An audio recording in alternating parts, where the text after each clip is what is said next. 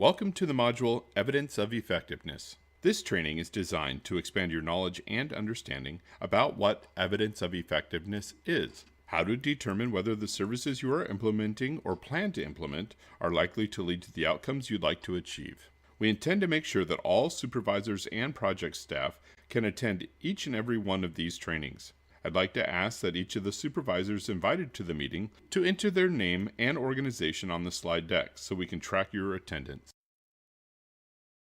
In this webinar, you will learn what evidence of effectiveness is, why evidence of effectiveness is important to your program success, the key types of studies that provide evidence of effectiveness, the different strengths of evidence defined by CNCS, the types of studies that fall under each definition, and the practices that are supported by the evidence of effectiveness.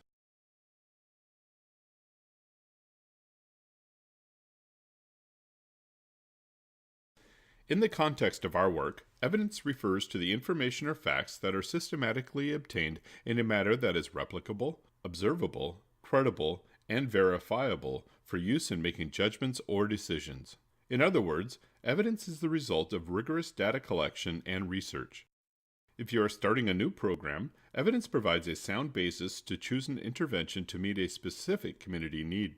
Once you know the community problem you are addressing and what change you intend to make, evidence helps you determine the best intervention to use to make it happen. If you already are operating a program, evidence helps you understand whether your intervention is producing the intended outcomes. There exists a spectrum of evidence. While we encourage the use of evidence-based and evidence-informed interventions, we know not all program designs will be able to identify evidence. That's okay. We acknowledge that currently funded projects fall all across the spectrum, and actually more programs are in the preliminary stage of evidence.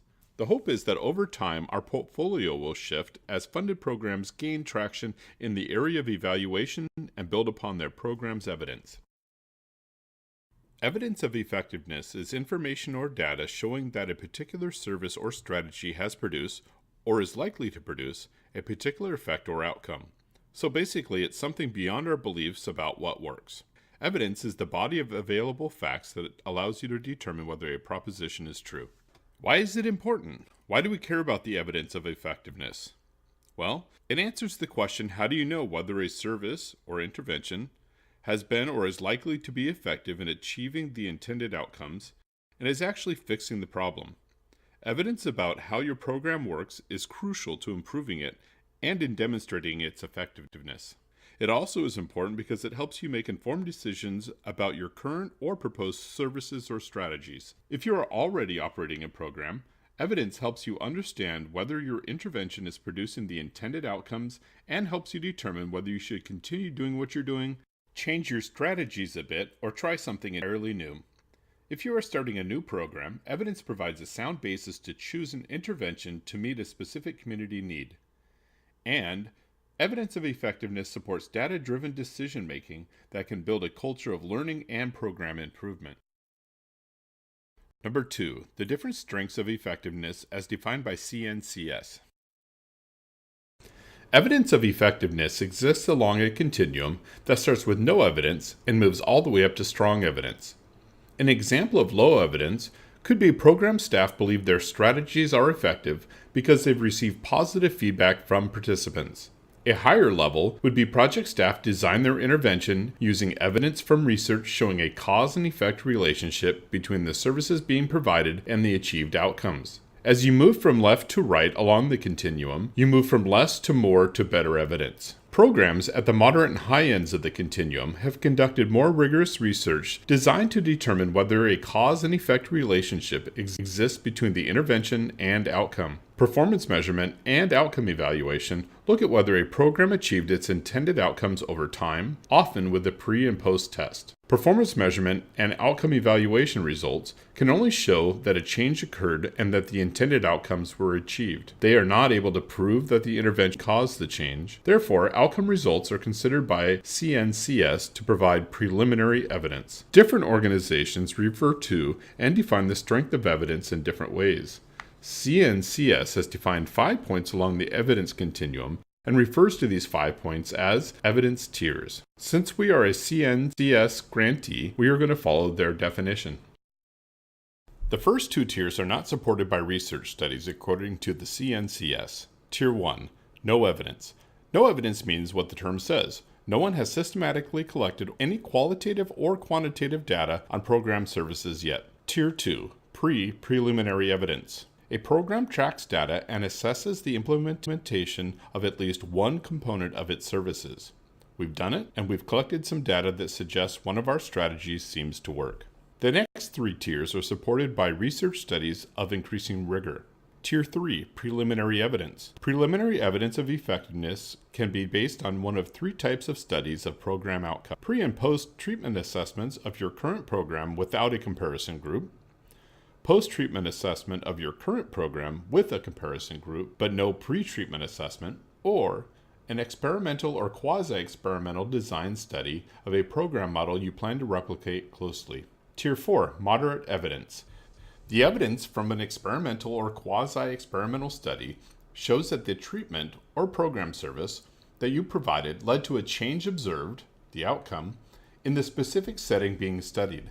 But because of the design of the study, no conclusions can be reached about whether it would likely lead to the same change in other settings, or the outcome may not be able to be fully attributed to the treatment rather than some other factor. Tier 5, strong evidence. Strong evidence of effectiveness means that the evidence from either a well-designed experimental study or from multiple well-designed quasi-experimental studies enables researchers to confidently conclude that the treatment provided led to a change observed in the specific setting being studied, and that the same change would likely result in other settings.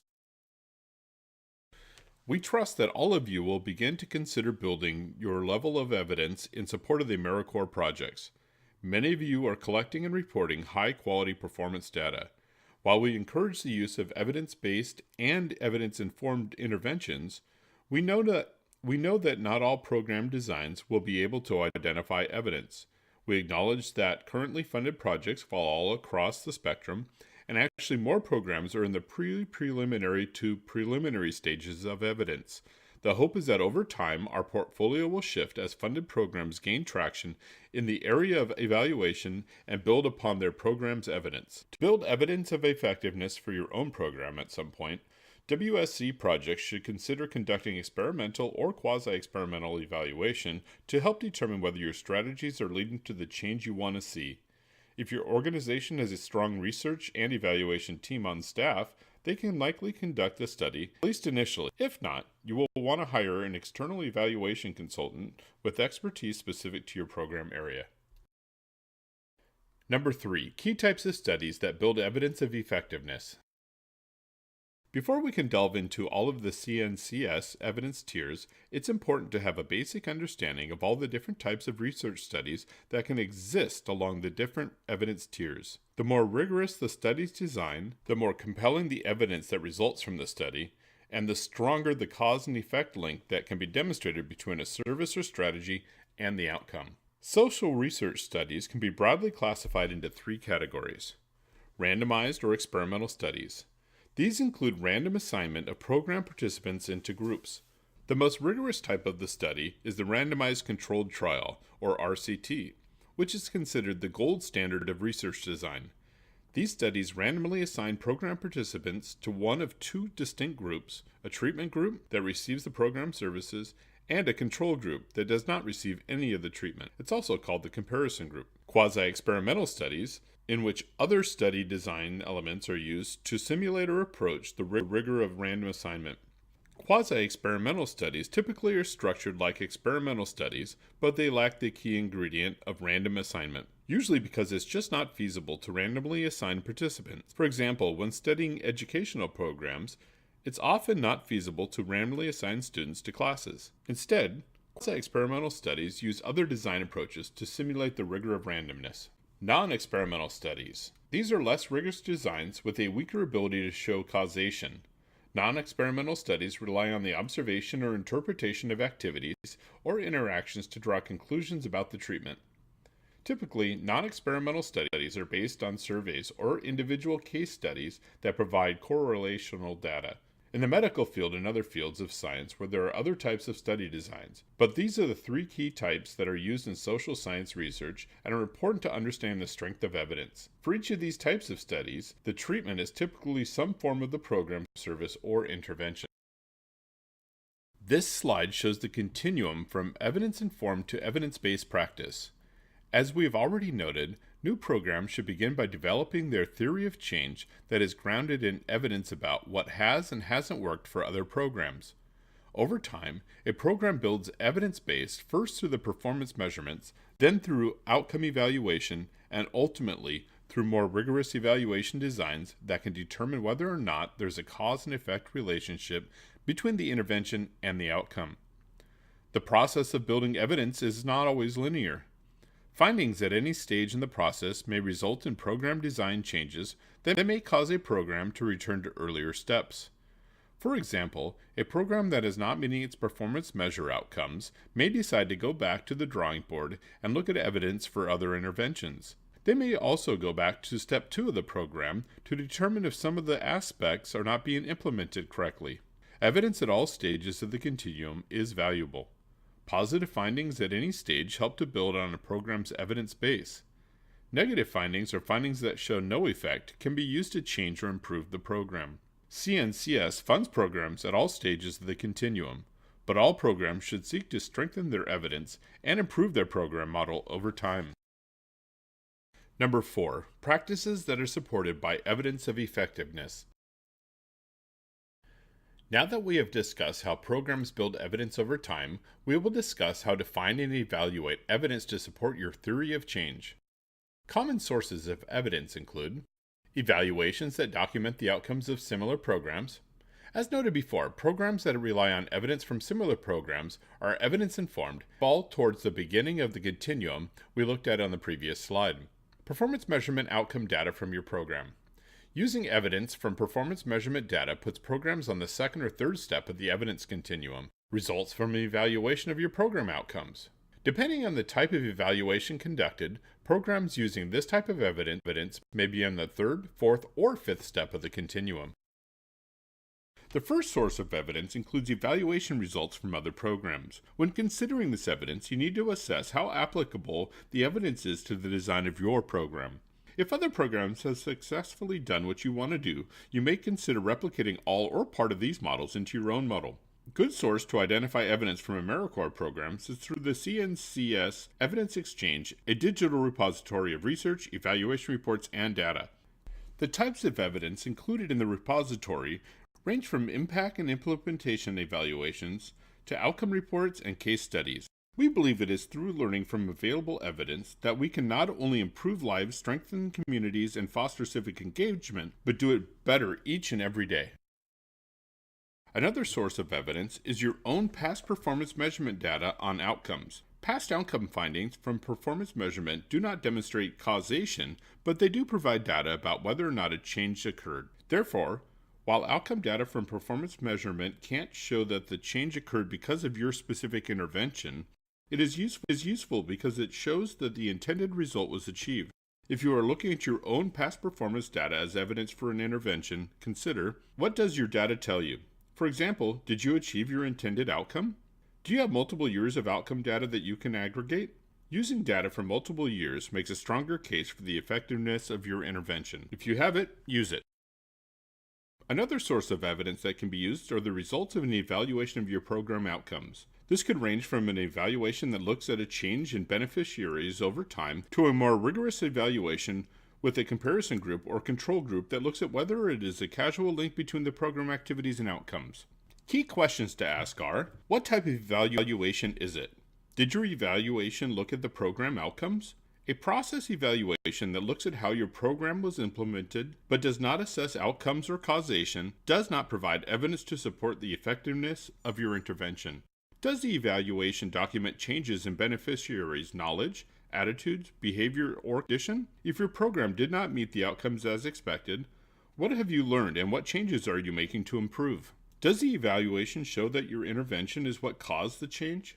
Not all outcome evaluations demonstrate causation. Experimental and quasi-experimental designs with a control or comparison group provide the strongest evidence of causation.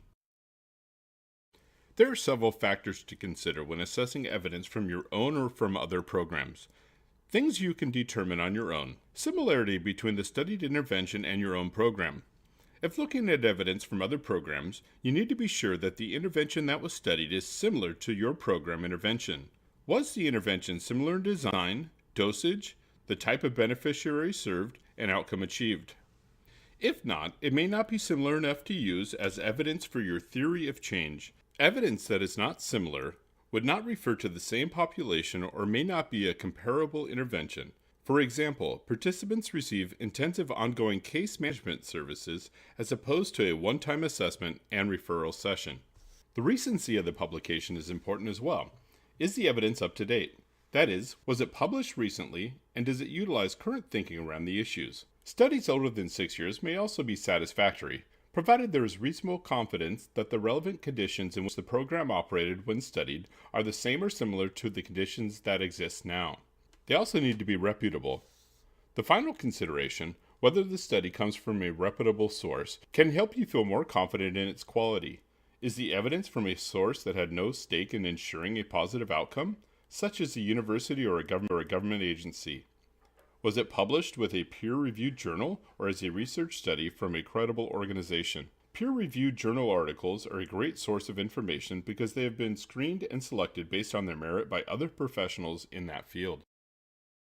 If you are planning to implement strategies used by another organization or to wholly implement a specific program model, you will want to find the research that support your own program's level of effectiveness. We have provided a link to the document called CNCS Clearinghouses and Evidence Review for Social Benefit Programs. The link to the document can be found on the slide deck as well. This document provides a listing and brief description of publicly accessible databases of research, evidence, and evaluations regarding social benefit programs and interventions. This document was developed by the CNCS Office of Research and Evaluation and should not be considered exhaustive or comprehensive. Have you used any of these sites? These other evidence exchanges provide a wealth of information about evidence of effectiveness. If you want to find strategies and practices you can use to improve an existing program, or are looking to fully implement a successful service model, you can use each of these sites to search for descriptions of experimental or quasi-experimental studies that demonstrate effectiveness for the programs you are considering. Each exchange is linked on the website. Here are the key points for review. What evidence of effectiveness is. Evidence of effectiveness is information or data showing that a particular service or strategy has produced or is likely to produce a particular effect or outcome. So basically, it's something beyond our belief about what works. Evidence is the body of available facts that allows you to determine whether a proposition is true. Why evidence of effectiveness is important to your program's success.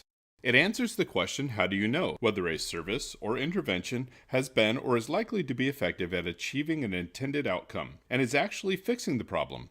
Evidence about how your program works is crucial to improving it and in demonstrating its effectiveness.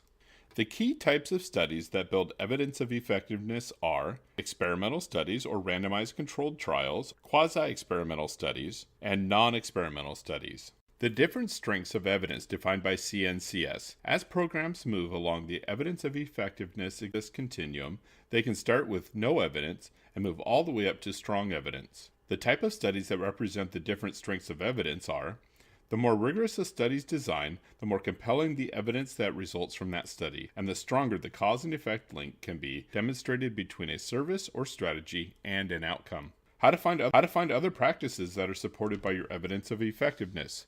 We've provided links to various findings from research studies conducted by university-based scholars, program evaluations conducted by independent third parties, agency performance metrics, and analysis. Thanks for your attendance. The next recorded training will cover data collection and use. The data collection and use training is designed to improve sites' understanding of using performance measure data to inform data-driven decision-making.